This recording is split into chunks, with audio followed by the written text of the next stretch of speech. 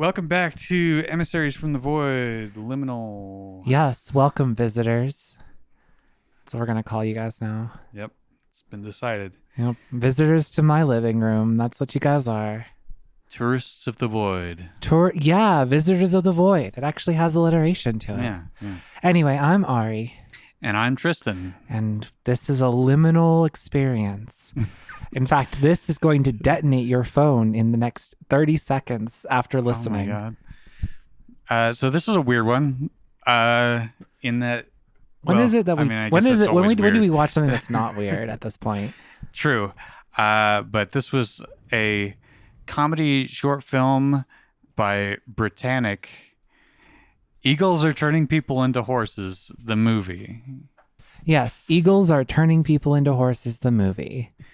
Somewhat early YouTube-ish, 2011, so like kind of a middle era.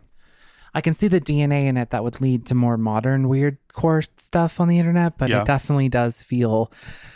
Oh, you know what? It has the feel of 5-second films. You remember that? Yeah, man, that's been a long time, but I vaguely remember that. Yeah, like 5-second films was like my introduction to weird core, like on the internet. Yeah, Because it's like, oh, I'm pregnant. No, you're not. Boop, and then like pulls the fetus out of their mouth, and that's the film. yeah. Like check out 5-second films. I don't know if I mean, God, statistically speaking, they've been wrapped up in some controversy at this fucking point, but Right. I'm not endorsing anybody that works Right. for it or did work on it. If they did something horrible, I'm sorry. Yeah. It's also kind of felt like Derek comedy a little bit. Yeah. Or Whitest Kids, but Derek comedy was a little like lower budget. This overall has the vibes of early, like just early internet. That's what it feels like, but it's condensed into a very like tight edit. Like the loop of this movie is very like consistent. And so when it comes to like, I don't know, like when you like think of like Dave Made a Maze, for example, which is an episode that hasn't come out yet, but it will. The like overall tone of it is very messy. But if Dave Made a Maze was condensed down into 15 minutes like this was, it would have the tightness that I'm describing in terms of its presentation. And I think it would have been a more enjoyable movie if it was shorter. Yeah, I agree. I think we probably said that in our actual episode. I can't remember at this point. I think you definitely did. I mean, I don't know. Like when I watch something like this and I see just how much of a well curated experience that it is. Like this movie doesn't give you a single moment to be like, what? It's like, it's joke. It's very frenetic in its joke pacing, and it doesn't waste any time. And efficient. Yeah, yes, there you go. Efficient. It's a very efficient product. Yeah. I think at the end it said it was for a NYU film school. Makes that sense. tracks. Yeah. So premise. This is a short that goes a lot of places. It has a lot of twists. But basic premise is people not wanting to deal with their problems directly. yeah. Guy has girlfriend with annoying laugh, and which we start the movie with. Yes. Yeah, and then he launches into... Which isn't even that bad. Like, while I was watching this, I'm like, oh my God, like, fuck boys. Like, yeah. Just fuck boys. Like, that's all I felt like watching this. I'm like, okay, you got this, like, hot girlfriend, and the only thing that she has is a weird laugh, and that's what's making you want to do this convoluted thing to break up with her. And she stole a ginger ale. Oh my God, the humanity. Oh. So, yeah, he launches into this, like, elaborate... scenario where he explains that eagles are turning people into horses, and he's works for a government agency that's been tracking them, and they're under attack. But they have time to eat dinner and Right. give her a slideshow presentation. And eventually, in the middle of this nonsense, he tells her that she's going to have to like slip out and come up with some story for herself, such as Just tell people that your boyfriend wanted to break up with you, but he was too much of a coward to do it in person because you have an annoying laugh and everyone hates you. And like, And it's just like, yeah, but you know, I don't know, like the root cause of the male loneliness epidemic has been presented in this inability to have yeah, a relationship with another human being. Like that's really what it comes down to. Like yeah, it kind of upset me that that was the twist and it wasn't just like an absurdist we're being beset by eagles who are turning people into horses. Like I would have almost mm, preferred that and like let the relationship stuff be the subtext. Because when they come yeah, out and they overtly say it and they overtly make a big deal out of it, it's mm, like, okay. Because like I get where they were going with it, but it would have been more interesting to me if that had been left to my interpretation of it. yeah, You know, because with if you take out the bit of him laying it all out, like it really is about wanting being a avoidant personality, trying to like yeah, avoid the conflict of addressing the fact that they don't want to be in this relationship anymore. And it would have been more interesting if they had left it open ended as to what it was saying instead mm, of just being like, oh yeah, but like it's really because of this and everyone's fake and everyone's like, you know, whatever. yeah, yeah, And you could have still done like the best joke in the fucking film, which is the clone. And yeah. it's like, what am I? So if you haven't seen it, you should definitely check it out. We're going to obviously spoil it even Everything is further always from here. spoiler.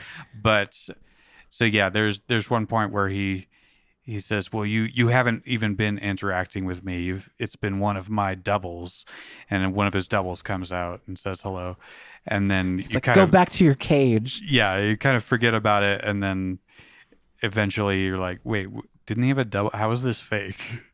And then he just does have a double. Yeah. And McDouble's like, what am I? Yeah. And you could have still done that joke because then it's like at the end, like the eagle is defeated and it's the end of the film, and it's like then the double is like, okay, can I go now? Like you could have still had all the same jokes. Yeah. Yeah. I don't know. But they did have like the twist at the very end where there is an eagle turning people into horses, despite the fact that it was all fake for them, Yeah.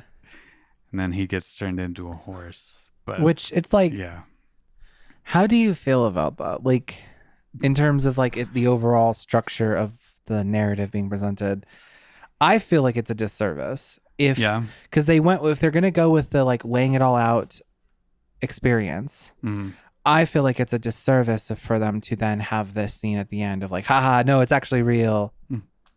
Like, Yeah. It did feel like maybe one step further than necessary. it also comes off a little woman hatey. Like, oh Yeah. yeah, this conniving bitch. Yeah, we don't really know. Like, I guess she was a plant the whole time. Yeah, And that's the joke. Yeah. .jpg. Ha, women be two-faced bitches. Haha, it's the funny joke. But it's still like it's from 2011, so I'll be very forgiving to it. Like right. it was in vogue to have comedy like that at the time, but still. As was the fashion of the time. Yeah, wearing onions on our belt as was the fashion at the time. Because yeah, what was before that was like him like dealing with the aftermath of going through with Where this, he actually shot his friend. Yeah, one of his friends was actually shot and had to be nursed back to health. Yeah, and like I don't know.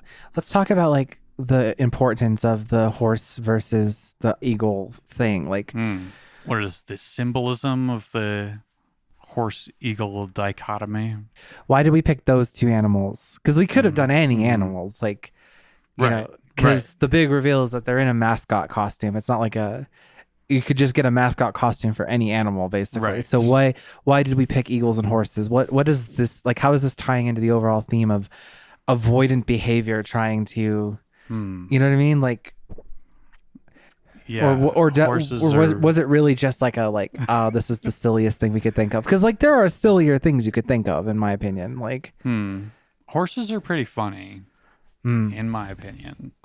Like, do they just Uh, have these two mascot costumes chilling in their closets, and they're like, "Oh, this will be." Very possible. Yeah. Definitely has that sort of feel. They also have like the glue joke that comes back. Um, Not that that's necessarily like they weren't like, okay, we got to have a glue joke, so they have to be horses. It's like, But there's two kinds of people. There are eagles and there are horses, and mm-hmm, eagles face mm-hmm. their problems head on because they Oh are yeah, yeah, direct, and horses are avoidant creatures who are easily spooked. yeah. So the fact that Prey our main animals. character gets turned into a horse at the end because he's Yeah, unable to yeah. deal with Mm-hmm. people, like he's unable to face his problems directly. Yeah, and he'll eventually get turned into glue because he gets stuck in these situations. It's Where so fucking stupid. Like, I don't know, it works. I mean, if it was made for like a film student class, I wouldn't put it past them to have done it intentionally to like have those themes, because yeah, they just spent a whole semester going over that kind of stuff. right, right. So I don't know. The fact of like, it's supposed to be absurd because it's absurd to not just face your problems directly. It's Yeah. absurd to spend your time trying to come up with all these like wasting all of this energy, like, because they say like, oh, this super expensive plot, and super complicated plots, Yeah. like, because like it's a self-awareness of like, yes, I'm doing all of these elaborate behaviors rather than just face the one thing. Like, Yeah. that's actually the crux of an avoidant personality, is like being incapable of doing the thing, so you'll do literally anything else but the fucking thing to like Yeah. address the problem. Yeah, like if I jump through all of these hoops, then the thing will just kind of go away on its own. Which never happens. Yeah. Problems don't just disappear. And I think that maybe that's like why at the end scene is what it is because he thinks that he's succeeded in pushing her away, but really he's just made a bigger fucking problem for himself, and he's made an ass out of himself. He should have been a donkey, because then it would have been like he made an ass out of himself. Yeah. That would have been a funnier joke, in my opinion. I love absurdist stuff, especially absurdist stuff from the internet. Like, oh, what's that other one that Kitty showed me that one time with the? Was it Business? No, well, Business is good, but this was the one where the like, the Price Master, or you showed that to us, didn't you? did I show that to you?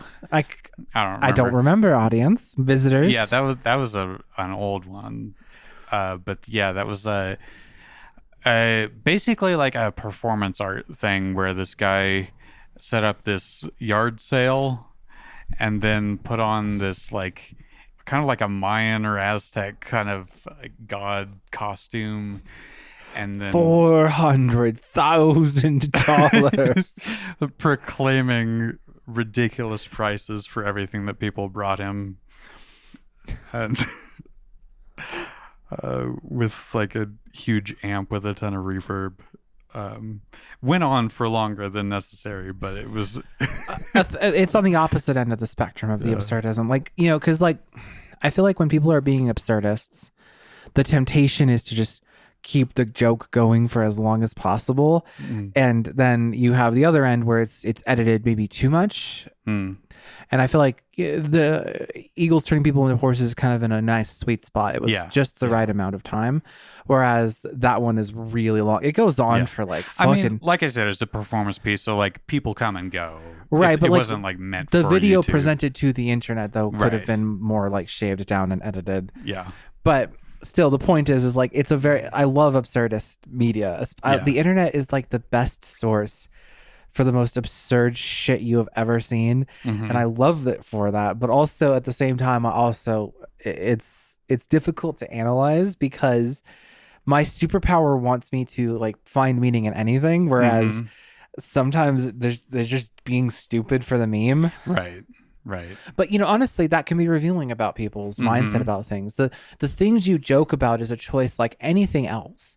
Yeah. And even if you didn't write your jokes down, the writing of your jokes reveals things about you. So it's not like it's wasted to analyze absurdist humor. It's more just like, what else can you say other than like... Yeah. When we lie to ourselves about what's really going on in our own heads, it can become this elaborate web of conspiracy almost that you are in the center of. Yeah. Because the temptation for people is to always want to make our lives more interesting than they really are. Yeah. Like Yeah. you know, everyone falls somewhere on a spectrum of how much do they self mythologize themselves. And on one hand, you've got people who are narcissists who like fully mythologize themselves. And then on the other end, you've got like people who think that they're nothing, that there's nothing interesting about them. And the healthy response is to fall somewhere in the middle of like, you should have a level of self mythology, because otherwise you will go insane if you do not have at least a little bit of confidence and belief that you are interesting. Because if you don't believe anything about you is interesting, then you're just going to be depressed all the time. Yeah. Like believing that you are interesting enough to have higher self-esteem is a core survival skill of just being a functional human being. Yeah. Yeah. So, Lyle on this scale would fall more on the mythologizing. Right. Like we were seeing an elaborate stage play that he has performed implicitly multiple times. Right. Like his friends are like, we can't do this anymore. His friends are giving up on him because apparently like, so you feel like, okay, the first time something happens, okay, it's a one-off experience. Your buddies, your girls, your boys, they got you for the one time. The second time, people are going to be pretty permissive of you if they're really close friends. And then the third time, so this has at least happened 3 times in my head. Cause like, I'm thinking like, for sure, to be that fed up, it has to have happened minimum 3 times. Yeah. And for like, I don't know, like, cause I feel like if I came to you with this elaborate thing the first time, you would be like yes anding me and be like, okay, yeah, we're gonna do it, Ari. But then the second time I did it, yeah, dragging my feet a little bit. And then the third time you're like, Ari, we can't be doing this shit. You just need to break up with people the normal way. Yeah. We're so afraid of confrontation sometimes that we'll create elaborate conspiracies, like I said, to put ourselves in a position where we can just like get the results that we want that would have been easier to achieve if we had just been willing to deal with just a little bit of discomfort. Yeah. Yeah. The discomfort of like confronting the emotional response, or yeah, so like it's uncomfortable to tell someone that you don't like them. Yeah. Because we want people to like us. And so when we tell other people that we don't like them, we're acknowledging that other people don't like us.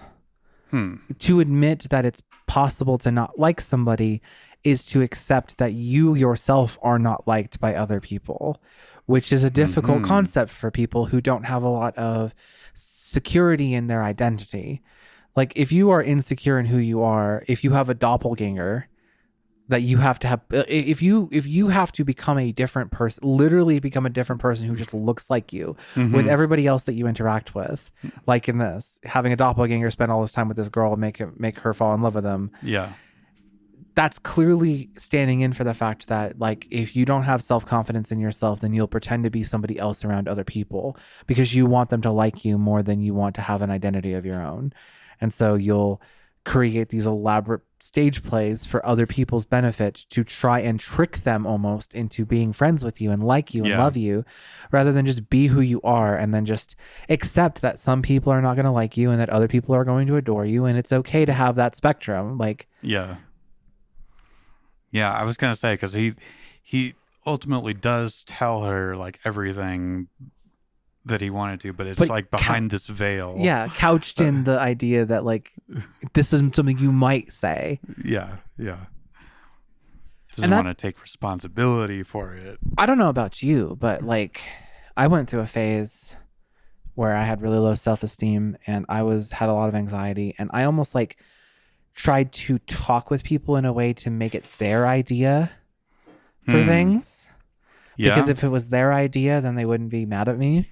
Are you talking about breaking up or just like Just things in general. Like just be like, oh yeah, like, yeah, maybe you should spend less time with me, or maybe, stuff like that, yeah. but like get it to be their idea, because if Mm, it's the other person's idea, then they're not going to be mad at you. right. And like before I had any treatment for my anxiety, that was how I saw the world. I didn't want people to be mad at me. Yeah. So I would do everything in my power to avoid them being fucking mad at me. Yeah. I don't I know. feel like we've pulled quite a bit out of those. A surprising amount of things out of this.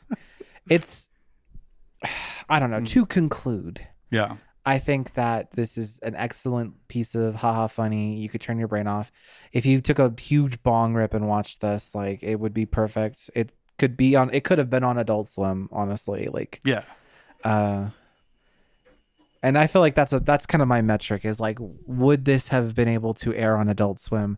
And the answer is yes, which means that it's better than the majority of things that I've seen. Yeah. That's fair. When it comes to this indie, like obscure content, of course, Hmm. because that's Adult Swim's thing, is airing indie Yeah. obscure. Yeah. Not to say that everything they've ever aired is good, but No, but yeah. like, if I feel like if it could have played on Adult Swim, it's better than a lot of the other stuff that you can find. Yeah. Especially like the kind of established YouTuber, TikTok stars who like try to suddenly get into comedy filmmaking. Yeah, I'm thinking of I'd rather Agents flay of my Secret skin stuff. alive. I would rather take a potato peeler to my own fucking face than watch anything that these YouTube personalities turned comedy writers have tried to put out. Yeah. Ugh. Anyway. All right, we'll see you next week. Yeah, later, visitors. Bye.